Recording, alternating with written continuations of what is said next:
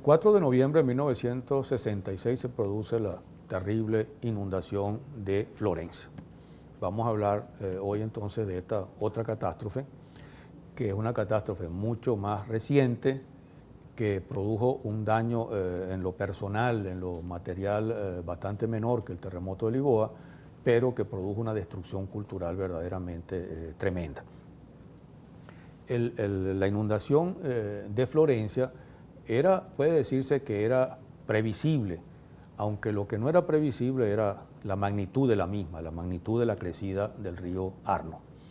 Era previsible porque los ríos del norte de Italia son todos ríos que vienen de montañas cercanas, son suertes de torrentes, y esos ríos normalmente en la primavera aumentan su caudal con el deshielo y en el otoño aumentan su caudal con la lluvia. De tal manera que podía preverse una inundación, pero lo que no podía preverse era la magnitud de la misma, a pesar de que las lluvias del año 66, del otoño del año 66, habían sido unas lluvias especialmente terribles. Y todo el mes de octubre no había hecho otra cosa en Italia, sobre todo en el norte, que llover y llover. Los ríos estaban verdaderamente crecidos.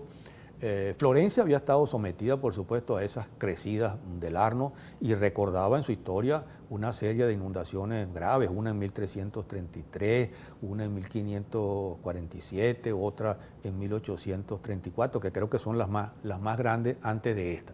Pero ninguna había tenido la magnitud, la capacidad destructiva de esta. Las presas que se habían construido evidentemente estaban rebosando, hubo que empezar a liberarlas, a abrir un poco las compuertas para que no se vinieran abajo, pero eso sirvió también para aumentar el caudal de los ríos.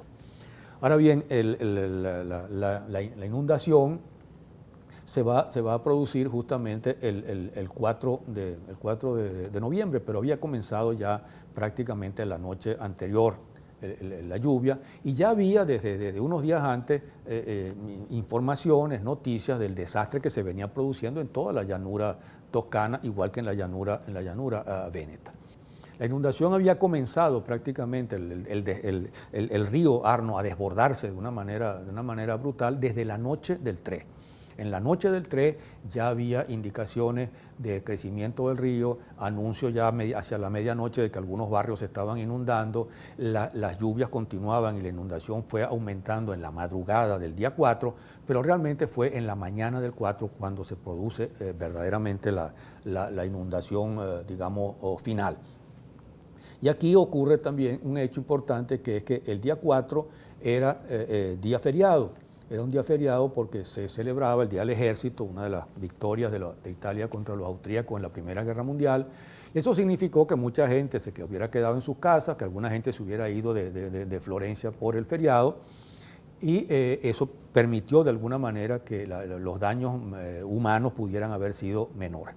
La noche anterior la gente había estado preparándose para el desfile en medio de la lluvia y en medio de las noticias negativas. Y el gobierno, tanto el gobierno regional como el gobierno nacional, trataron como siempre de minimizar las cosas para evitar que la gente entrara en pánico, y la gente se confió un poco, y justamente cuando se produce la inundación, entonces es cuando se dan cuenta de la enorme magnitud.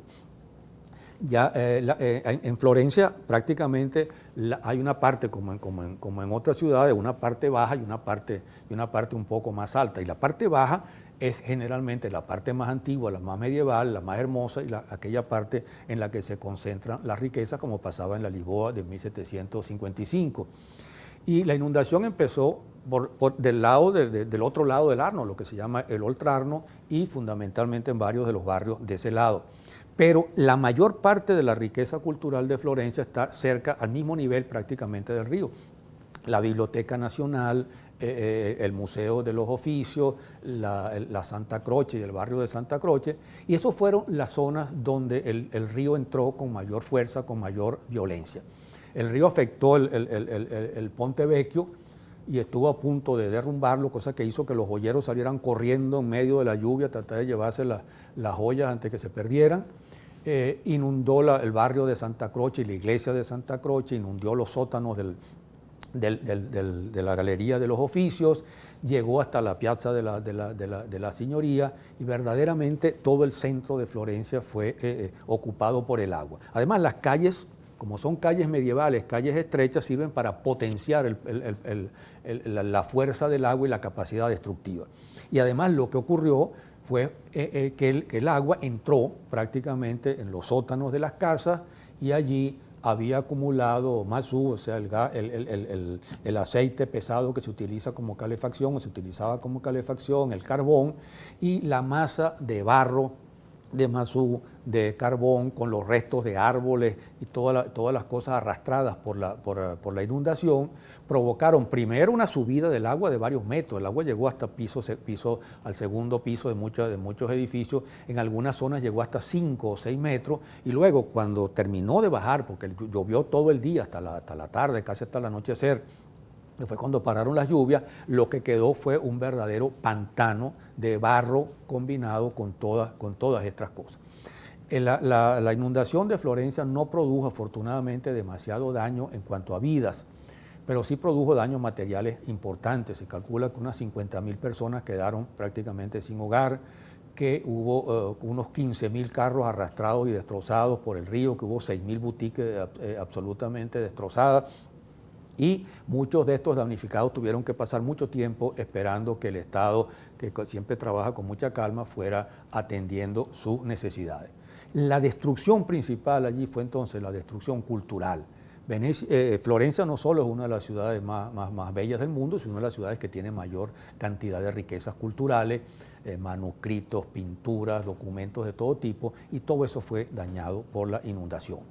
La inundación significó entonces miles de libros flotando por en medio del barro, tesoros arrastrados, las puertas del paraíso, del batisterio las arrastró el agua, el crucifijo de Cimabue se dañó y montones de pinturas quedaron también dañadas, lo mismo que manuscritos.